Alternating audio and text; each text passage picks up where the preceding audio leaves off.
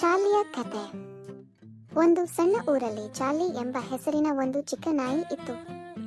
ಕಂದು ಬಣ್ಣದ ತುಪ್ಪಳು, ದೊಡ್ಡ ಕಪ್ಪು ಕಣ್ಣುಗಳು, ಯಾವಾಗಲೂ ಆಡುವಂತಹ ಬಾಲ.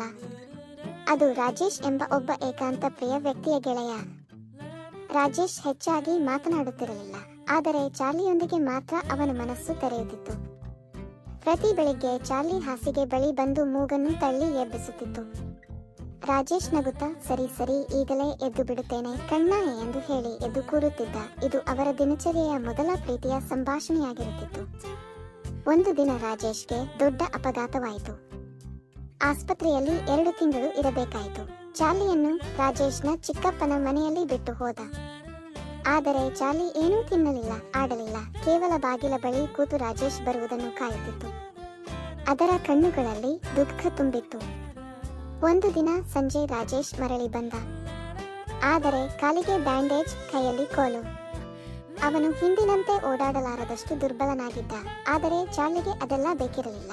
ಅದು ಒಂದೇ ಜಿಗಿತದಲ್ಲಿ ರಾಜೇಶ್ ಮೇಲೆ ಬಿದ್ದು ಮುಖದ ಮೇಲೆಲ್ಲ ನಾಲಿಗೆ ಹಾಕಿ ನೆಕ್ಕಿತು. ಬಾಲ ಗಾಳಿಯಲ್ಲಿ ಸುತ್ತುತ್ತಿತ್ತು.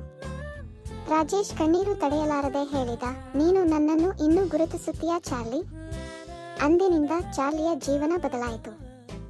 ಅದು ರಾಜೇಶ್ನ ಚಿಕ್ಕ ವೈದ್ಯನಾಯಿತು. ಬೆಳಿಗ್ಗೆ ಎಬ್ಬಿಸುವುದು, ಮೆಲ್ಲಗೆ ನಡೆಯಲು ಪ್ರೋತ್ಸಾಹಿಸುವುದು, ರಾತ್ರಿ ಪಕ್ಕದಲ್ಲೇ ಮಲಗುವುದು, ಇವೆಲ್ಲವನ್ನು ಚಾರ್ಲಿ ತನ್ನ ಕರ್ತವ್ಯವೆಂದು ತಿಳಿದು ಮಾಡುತ್ತಿತ್ತು. ಒಂದು ಮಳೆಯ ದಿನ ರಾಜೇಶ್ ರಸ್ತೆಯಲ್ಲಿ ಜಾರಿ ಬಿದ್ದ. ಚಾರ್ಲಿ ತಕ್ಷಣ ಓಡಿ ಹೋಗಿ ನೆರೆಹೊರೆಯವರನ್ನು ಕರೆತಂದಿತು. ಅದರ ಜೋರಾದ ಬೊಗಳಾಟಕ್ಕೆ ಜನ ಓಡಿ ಬಂದರು. ರಾಜೇಶ್ಗೆ ತಕ್ಷಣ ಆಸ್ಪತ್ರೆಗೆ ಕರೆದೊಯ್ಯಲಾಯಿತು. ಅಂದಿನಿಂದ ಊರಿನ ಜನ ಚಾರ್ಲಿಯನ್ನು ಚಿಕ್ಕ ರಕ್ಷಕ ಎಂದು ಕರೆಯತೊಡಗಿದರು. ಒಂದು ಸಂಜೆ ಚಾರ್ಲಿ ರಾಜೇಶ್ನ ಮೊಣಕಾಲಿನ ಮೇಲೆ ತಲೆ ಇಟ್ಟುಕೊಂಡು ಮಲಗಿತು. ರಾಜೇಶ್ ಮೆಲ್ಲನೆ ಅದರ ತಲೆಯನ್ನು ತಡವರಿಸುತ್ತಾ ಹೇಳಿದ, ನೀನು ನನ್ನ ದೇಹವನ್ನು ಉಳಿಸಿದ್ದೀಯಾ ಚಾರ್ಲಿ? ಆದರೆ ನೀನು ತಿಳಿದಿರುವುದಕ್ಕಿಂತ ಹೆಚ್ಚಾಗಿ ನೀನು ನನ್ನ ಹೃದಯವನ್ನು ಉಳಿಸಿದ್ದೀಯಾ? ಚಾರ್ಲಿ ಕಣ್ಣು ಮುಚ್ಚಿಕೊಂಡು ಸಂತೋಷದ ಉಸಿರು ಬಿಟ್ಟಿತು. ಅದಕ್ಕೆ ಮಾತು ಬೇಕಿರಲಿಲ್ಲ.